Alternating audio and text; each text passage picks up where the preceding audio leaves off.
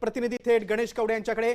गणेश, वकिलांनी स्पष्ट केलंय की कोकाटेंच्या शिक्षेला स्थगिती नाही आणि आमदारकी मात्र त्यांची जाणार नाही, काय सांगशील?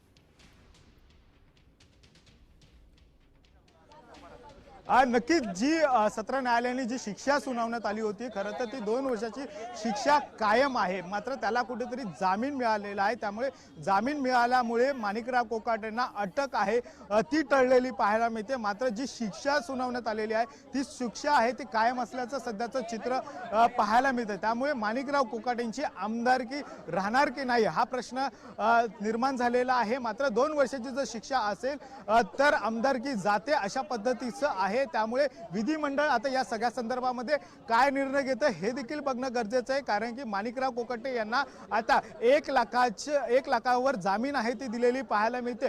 या अगोदरच्या कोर्टामध्ये देखील माणिकराव कोकाटे यांनी देखील या सगळ्या प्रकरणामध्ये जामीन घेतला होता आणि त्यानंतर ते बाहेर होते।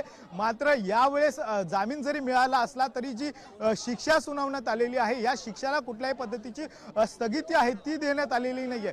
जर ही शिक्षेला स्थगिती मिळाली असती तर माणिकराव कोकाटेंची आमदारकी आहे ती कायम राहिलेली पाहायला मिळाली असती। मात्र सध्याच्या घडीला माणिकराव कोकाटे यांना ही शिक्षा आहे ती सुनावलेली पाहायला मिळते। मात्र या शिक्षेला कुठेतरी जामिनावर माणिकराव कोकाटे आता बाहेर असतील असं सध्याचं चित्र आहे। त्यामुळे माणिकराव कोकाटेंची आमदारकी आहे ती जाणार असं जवळपास निश्चित झालेलं असंच म्हणावं लागणार आहे। त्यामुळे राष्ट्रवादी काँग्रेस पक्षाला एक मोठा धक्का म्हणावा लागणार आहे। मात्र माणिकराव कोकाटेंना अटकेपासून हा दिलासा असंच म्हणावं लागणार आहे।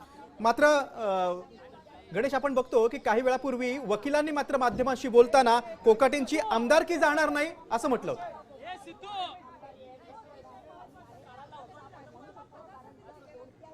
हा, नक्कीच ज्या पद्धतीने खरं तर 2 वर्षाची शिक्षा असेल तर आमदारकी जाईल हे जवळपास निश्चित आहे आणि त्यामुळेच माणिकराव कोकाटे यांची आमदारकी जाईल हे जवळपास स्पष्ट होताना पाहायला मिळतंय।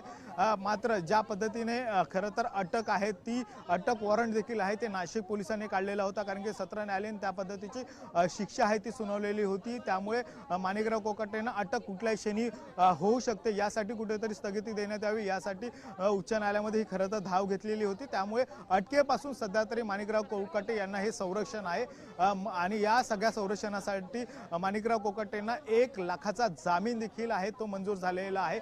1 लाख जामीन आता कोर्टामध्ये भरला जाईल आणि त्यामुळे कुठेतरी याचा अतून एक दिलासा जरी थोडासा मिळाला असला तरी राष्ट्रवादी काँग्रेस पक्षाला मात्र एक मोठा धक्काच मानावा लागणार आहे, कारण की माणिकराव कोकाटेंची आमदारकी जाताना पाहायला मिळणार आहे। त्यामुळे पक्षाचा हा मोठा धक्का असणार आहे, कारण की त्यांचं मंत्रिपद अगोदरच गेलेलं आहे आणि दुसरीकडे आता आमदारकी देखील आहे ती जाताना पाहायला मिळणार आहे। देश विदेशातील प्रत्येक घडामोडींचे लाईव्ह अपडेट मिळवण्यासाठी आता साम टीव्हीच्या सर्व सोशल मीडिया प्लॅटफॉर्मला लाईक, फॉलो आणि सबस्क्राईब करा। तसंच सर्व नोटिफिकेशनसाठी बेल आयकॉन प्रेस करायला विसरू नका।